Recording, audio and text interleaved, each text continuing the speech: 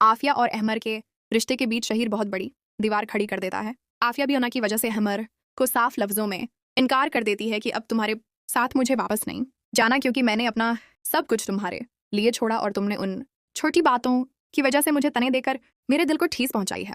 तुमने ये नहीं सोचा कि मैं कितनी बड़े स्टेटस से होकर तुम्हारे इस झोपड़ी नमा घर में रह रही हूँ, लेकिन उसके बावजूद तुम्हें ये लगा कि मैं अपने बाप के बिजनेस में अगर काम कर रही हूँ तो यानी तुम्हें तंग कर रही हूँ। तो फिर याद रख लो, मैं तुम्हारे घर वापस नहीं होने वाली।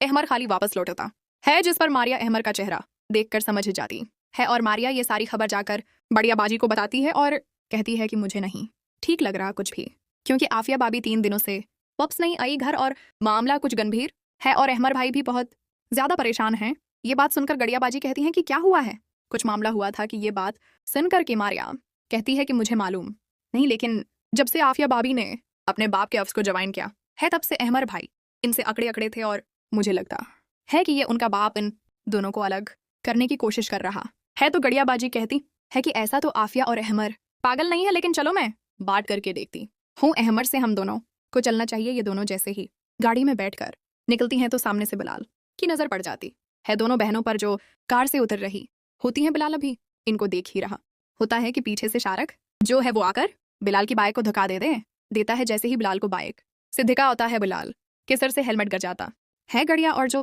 होती है मारिया वो दोनों भागकर होती हैं। दोनों अपने भाइयों को इस तरह से लड़ता देखकर शारक को गड़िया रोकने की कोशिश करती है और कहती है कि बस कर दो शारक, ये ड्रामे बाजियां बहुत हो गई तुम्हारी, अब बस भी कर दो।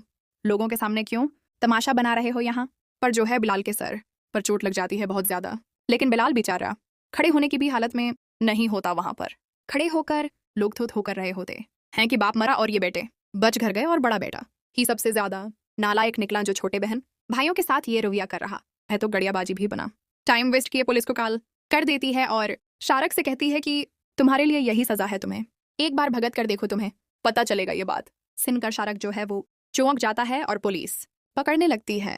शारक उनसे हाथ छड़वा कर निकल जाता है, जिस पर गड़ियाबाजी पुलिस को रोक देती है और कहती है कि ये सिर्फ उसको डराने के लिए क्या था मैंने। और गड़ियाबाजी मारिया से कहती है कि इन लोगों ने अभी से मूड खराब कर दिया, मैं वापस जा रही हूँ अपने घर। जैसे ही गड़ियाबाजी वापस घर लौटती है तो उसकी बेटी और हमजा आपस में बातें कर रहे होते हैं, जिस पर गड़ियाबाजी की बेटी हमजा से कहती है कि इनकल मैं अब से एक बात पूछूं। तो हमजा कहता है कि जी बेटा पूछो, क्या कहना चाहती हो। तो गड़िया की बेटी कहती है कि मामा बहुत खुश हुआ करती थी जब बाबा के घर में हम लोग रहते थे, अब मामा खुश नहीं है उस घर में। जब से ये है तब से मामा बिल्कुल भी मायूस मायूस रहती है।